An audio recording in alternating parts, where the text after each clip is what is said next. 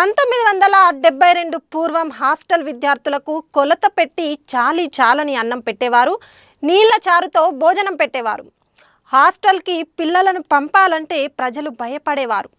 Hostel విద్యార్థులకు మంచి భోజనం పెట్టాలని, మెరుగైన సౌకర్యాలను కల్పించాలని కృష్ణయ్య 1974 సంవత్సరం నుంచి ప్రతి సంవత్సరం జరిపిన నిరంతరమైన ఉద్యమాల ఫలితంగా ఈనాడు హాస్టల్ విద్యార్థులకు ప్రతిరోజు గుడ్లు, పండ్లు, పెరుగు, కూరగాయలతో పుష్టికరమైన భోజనాలు పెట్టే స్థితికి తీసుకువచ్చారు.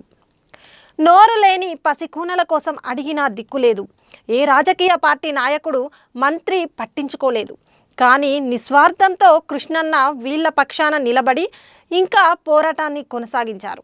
కృష్ణయ్య సొంత లక్షలాది రూపాయలు ఖర్చు పెట్టి నెలల తరబడి ఉద్యమాలు చేసి 1973 నుంచి అనేక సార్లు మెస్ ఛార్జీలను పెంచిపిచ్చారు. పసికూనల ఉజ్వల భవిష్యత్తు కోసం, మంచి చదువు కోసం ఎన్ని సంవత్సరాలైనా పోరాడి తన జీవితాన్ని ధన్యం చేసుకుంటానంటారు.